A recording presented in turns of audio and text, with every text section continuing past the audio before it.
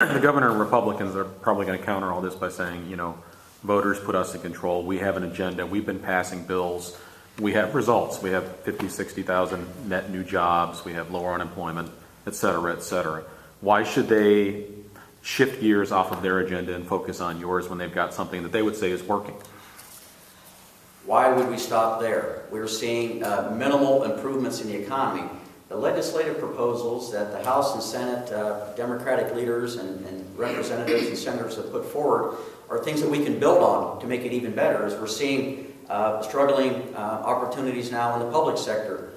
We need to continue to make things in a way where we're capturing revenue that is going to help restore those funds in the state and local government funds, make sure that our police and fire, EMT are back to work, make sure our education fund and the school funds are where they need to be.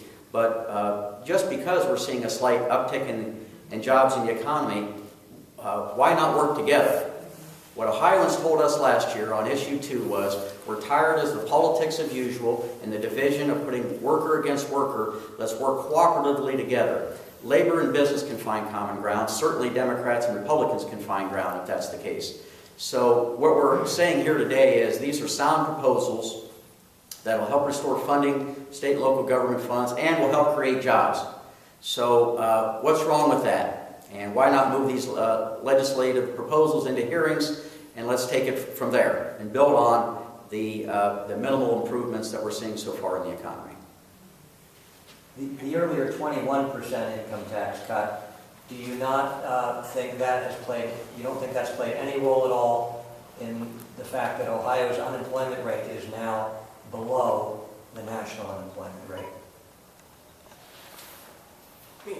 My point, going back to that, and I'll tie in what you were saying, is that we know that real unemployment is much higher than what's being reported.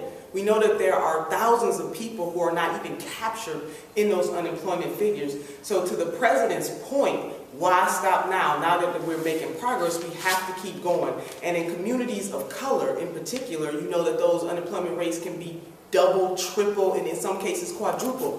When you talk to people, for example, my constituents, when you talk to people who are unemployed, the unemployment rate is not going down fast enough. When you talk to people who are underemployed, the unemployment rate is not going down fast enough. So I think it's a false premise to say that, you know, they're clear skies. We have to keep working and be relentless in our push.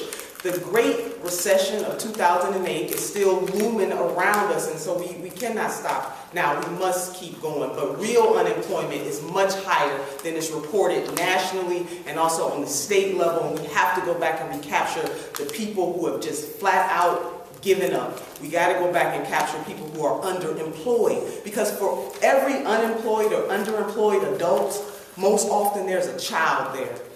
There's a family there. So we're talking about the uplift of families in this state, and that should be a big deal to all of us. And I want to go back to the previous question also. When the Republicans were out of the campaign trail, I heard them talking about jobs. I did not hear them talking about eliminating collective bargaining and harming workers' rights. I did not hear them talking about making it harder to vote. I did not hear them talk about limiting women's access to contraception.